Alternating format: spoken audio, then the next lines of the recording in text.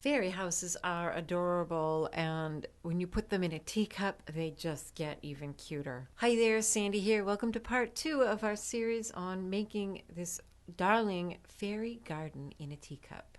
So last week I showed you how to make little houses, how to make succulents, mushrooms, and flowers. And I just wanted to add a few things to what I mentioned last week. I wanted to show you last week, but I couldn't find it, that you can also use a thick piece of wire to make windows for your houses. So just like that, you can pop that in there. After you bake your little houses, you want to just antique them with some dark brown or black acrylic paint. You can see here's one that wasn't antiqued, and here one is one that is, and it just makes the doors and windows and details you added show up better. These succulents that we made, I just wanted to mention that some of them got pan pastels, which really is a nice look for succulents. It makes them look more real. These ones are more fantasy. They have mica powders, but usually succulents don't sparkle like this, but they're more like this one or this that got chalk pastels. And one other thing, I had to laugh at myself when I was watching the video. I was showing you how to use this strip of baked clay to emboss the doors and windows. And I watched myself going like this, doop, doop, doop, to make a door. And I just laughed because I said, gee, all you got to do is turn it this way and press. Silly. I just said, duh, Sandy. Just an addendum to those items that we made last week. Oh, and here's a little mushroom all painted. And all I did was dipped this little ball tool in white paint and then dipped it on here, dabbed it on here, and painted the bottom inch of the toothpick white as well. So as promised, I have a few more ideas for things that you can add to your fairy garden. How about if we make some darling little ladybugs? So I have some black and red clay, as you might guess, and I just rolled a little ball, less than 1/4 of an inch, flattened it a bit, pressed it onto the tile, and then I rolled out some red clay on my pasta machine. There's two problems with this scale. First of all, my set of mini Kemper cutters are all too big for cutting circles to make the ladybug's red parts. And this one is too small. This sheet of clay, which is rolled out on the thinnest setting of my pasta machine and is pretty thin, is actually too thick. So that actually made the problem easier to solve. I'm going to use this small cutter. This is the 3/16 inch cutter. And you can see that's too small for the wings of this ladybug. But since it's too thick, all we need to do is flatten it out. And that makes it bigger and thinner. And problems solved. So that's about right. This is really thin and very delicate. So I'm going to cut that in half and then use my blade to scoop it up. And if you can, this is tricky. Sometimes a needle tool helps.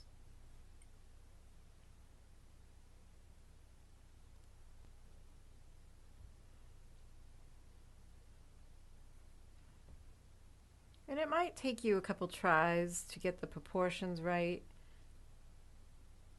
so that you like the look, and just kind of roll that between your fingers a little to wrap those around the body.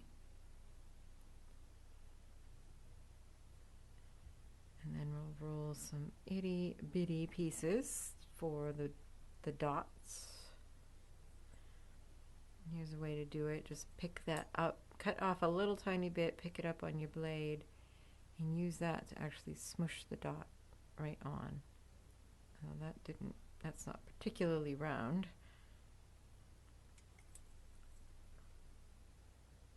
And you can add just one dot or just a couple, whatever you want. I'm adding 3 because that just seems to look good.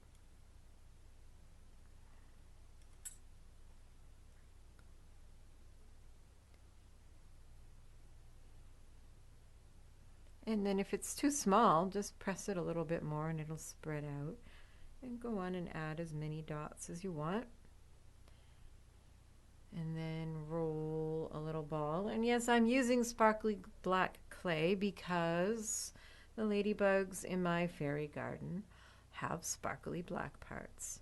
What I love is to roll this into a ball, and then as I press it onto the ladybug's body, you kind of flatten it out into an oval, which looks more like a correct shape.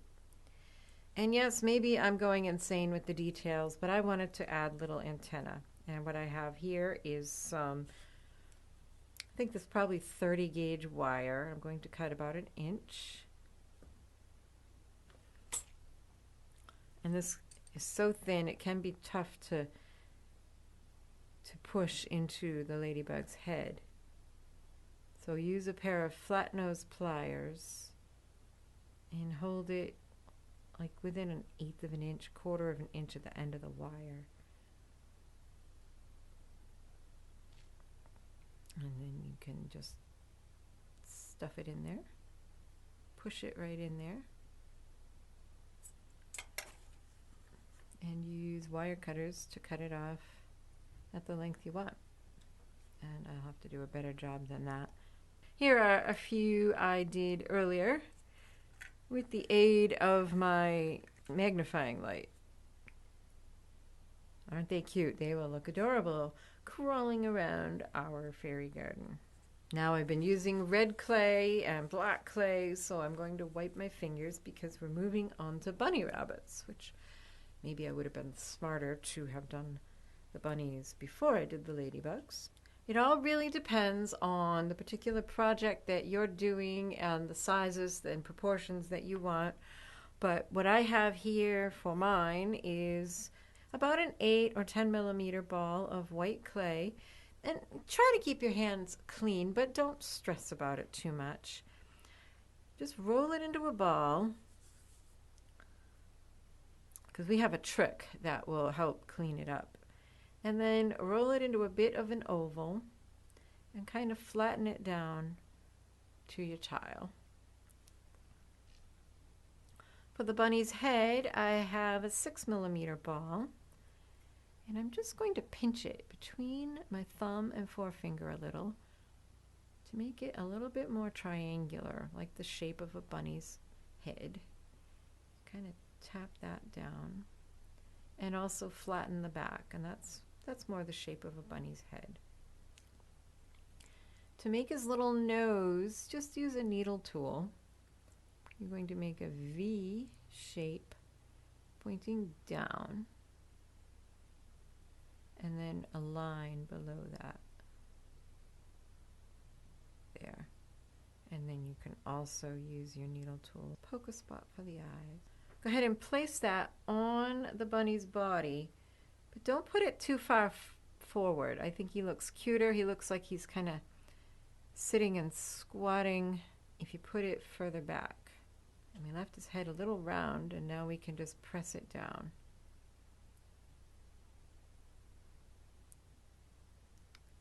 Just like that.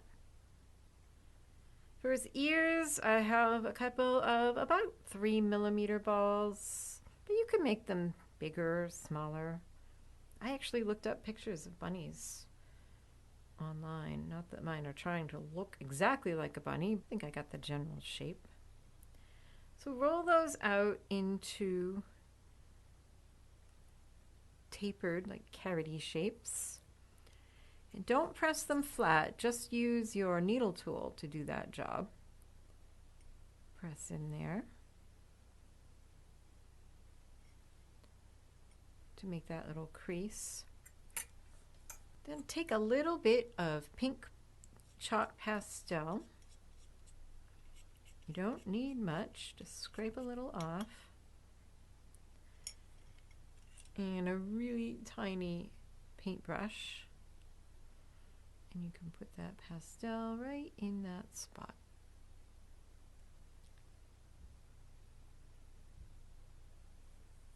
Oh, cute.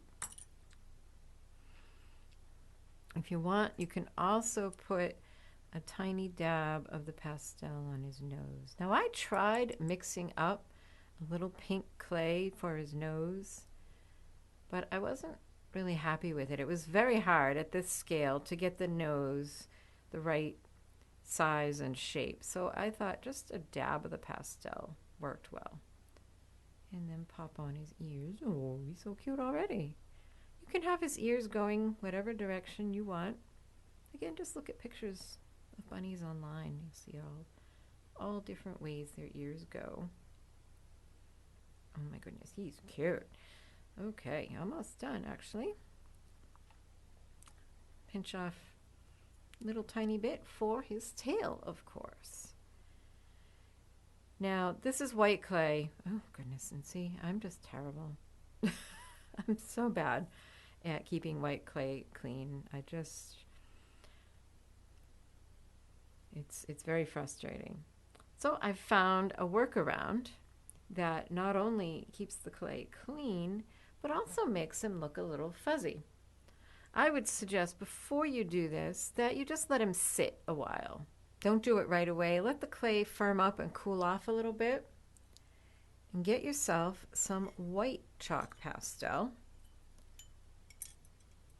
And scrape a fair amount, maybe a teaspoon or so, into a small dish. And here's a little bunny I made earlier, and you can probably see that the white clay is absolutely not pristine.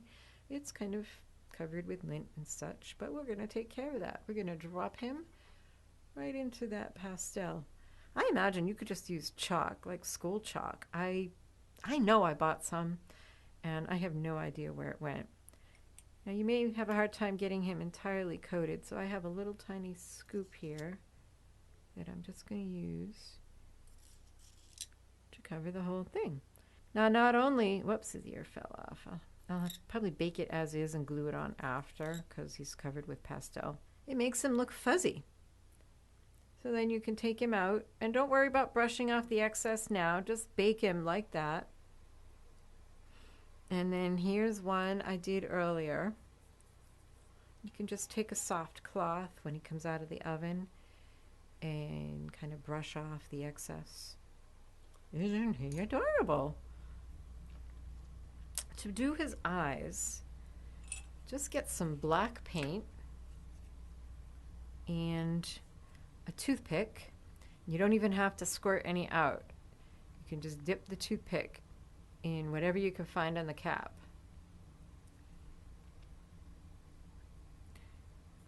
And then you can see what I did here. Just get the toothpick right into that hole, and that will darken up his eyes and give him his little black eyes. And now you have cute little bunny rabbits running around your garden. The bottom is going to be covered with pastel, so you might want to just run a little sandpaper over that before you try gluing it in place in your garden. The next thing we're going to make is a little arbor for our flowers to climb up. I just grabbed a couple of colors of green and loosely mixed them together, and then roll out very, very thin snakes. And again, the proportions, you just have to look at what you have and the sizes you're doing. Mine is probably a couple millimeters thick. And what you're going to do with this is form your two sides of the archway. So kind of stick a little bit down to your tile, and then just pull it in the other direction until you have a U shape that's about the size of your arbor. Make two of those. I'm not flattening it, I'm just sticking it so that I can bring that curve around. Make them a little bit longer than you want them to be, because some of that's going to have to stick into the ground. And also make just a small section. Probably that is more, I know that is far more than we're going to need, of just the green straight, because those will be the side pieces that will hold the arbor together. And bake those. When they come out of the oven, you'll have something like this. Now you need some sacrificial scrap clay. And you'll also need some repel gel. This is the way I figured out to do it.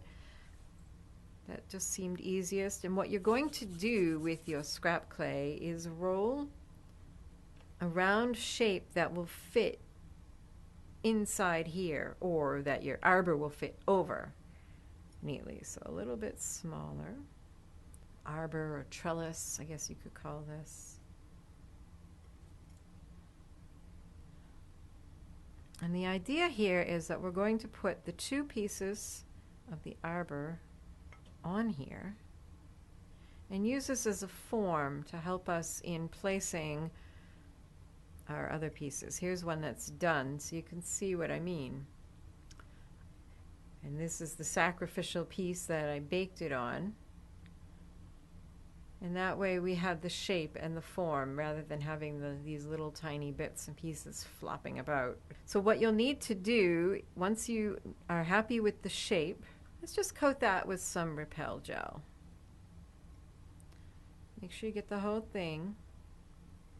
This is great stuff. If you don't have any, it's one of those things I don't use every day, but when I need it, I'm really glad I have it. So there. Just like that. Place the two sides of your trellis on there.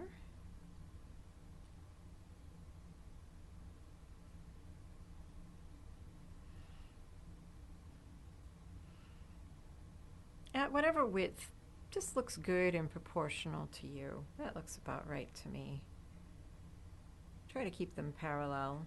Next, I have some translucent liquid Sculpey, and I have here a teeny tiny dotting tool. I actually found this at a job lot with a little pack of nail art tools, and this is great.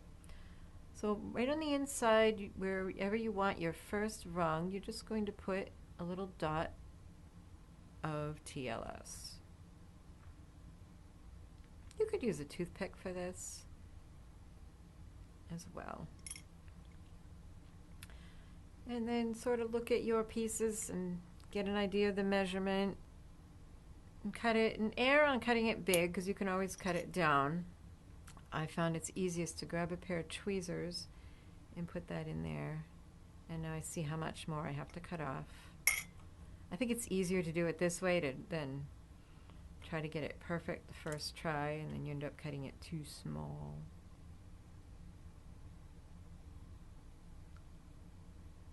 That's still a little big.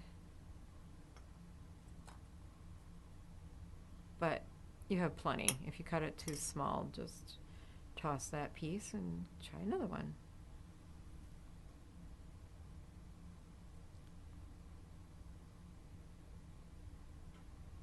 Just like that. Then once you have that placed, go ahead and get a little bit more TLS and put it on the joints.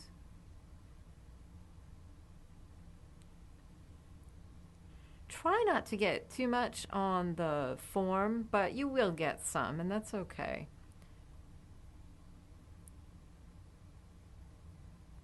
There. Okay. And repeat that for all of the rungs that you want. I put 5 on mine. And now you can add your little flowers. So wherever you want one, you want to put just a tiny dab of TLS, especially along the sides, because you get gravity working against you there. What you don't want is to put so much liquid clay that the flowers just slip and slide. And there, I think I just put 5 flowers on here. And just let it set for a while before you put it in the oven so that the liquid clay gets tacky and grips onto the flowers. And that was how this was baked, was right on this form. And when it came out of the oven, it was a little stuck because of all the liquid clay that was in there. And I had to just gently peel it off. But it's fine, as you can see. So here are all of the elements that I've made for my little garden. I've also collected these, which are just some undrilled chips that I've bought for other various projects. And also a bag of moss. You can get these at your craft store. They'll sell just bags with a variety of different mosses for just filling in spaces. Like these ones kind of look like a bit of a forest in the background, which might be cool. I did already kind of get started in choosing the placement of some of the different elements in the teacup. I built up a little mound here for the biggest house and added some moss and some of the mushrooms. Now, if the mushrooms don't want to go in and you feel like you're going to break your toothpick, just take an awl, shove it down exactly where you want your mushroom to go, and then you can put that in. These I've just put here as placeholders. I kind of want this big clump behind the house and then a few over here for contrast. And it's really fun to just start putting these pieces in. Oh, I like that right there. And maybe some of this bright green moss I'll put towards the front. Now this moss you can see is pretty springy. And just as it is, it comes up like halfway up the side of the house. So what I've found to do, and notice I have not baked my base yet. So I've baked the individual components, but I have not baked this part of the ground that's in the teacup because I might want to shift things around. What I've got here is just some Polybonder, which does a really good job. It's like a super glue, but the great thing about it is that once you put it in the oven, it sets, it cures, so it's perfect for polymer clay. So I just applied some of that there, and then I've got some of this moss. And I'm just going to kind of press this in. And you just give that Polybonder a few seconds and it grabs. I've also taken some of these chips and made a little foundation around this house, which is awfully cute. And I think I'm going to glue that succulent in there. So a bit of Polybonder on the bottom of that. And tuck that right in. Again, just hold it down for a moment and it will grab. There. Now I should probably place some of my other little houses. That one looks cute there. And if you find that they're a little sunk down, you can grab some more of your ground clay and just build them up a little higher. But I kind of like that. To make a stone foundation, you want to choose the tiniest of stones. I mean, just, hello, Ladybug. Just some teeny tiny stones. So these biggest ones, although they look very small, yeah, they're probably too big. And you can try to manage these with tweezers. I found they're kind of slippery. And you just do this in small sections. So let's see, we'll start out with one that's going to go on the side here. Put some of the Polybonder on. And what I found works best is kind of drop it in the vicinity of where you want it. Hey, that worked out pretty well. And I found this tool. This is part of a wax carving set. And I love this little paddle because I could kind of get a hold of those stones and press them in around the house. Let's choose one to go by the front door. How about that one? Again, I'm just kind of dropping it, and wow, this is working out well. And then using this flat part of the tool, just kind of press it in place. And some will need more pressing than others. And you just build up around your houses to make a little foundation, if you want to. You don't have to. It looked more finished to me to do that. And then you go ahead and glue in all of your little pieces. Maybe I'll put a bunny over here, towering over the house. Put some bunnies, put some ladybugs. I'll probably mark the holes with an awl to get my arbor in the right place. I may glue one of the ladybugs on the handle or on the rim. That would be cute. So you just tuck in bits of moss. Let me cut this down a little and put this here as like a little forest behind that red house. tuck in all your bits and pieces. Your additional flowers can be little flower beds around the house. And by the way, if you're interested in the supplies I used, click on the tag in the upper right or the link in the description box to go to my blog post. I have, for every video, I have a blog post with a supply list and links to products for you. That's the question you guys ask me the most, so make sure you go ahead and check that out. So have fun creating your little fairy village, making it personalized and exactly the way you want it. Happy creating. Bye-bye.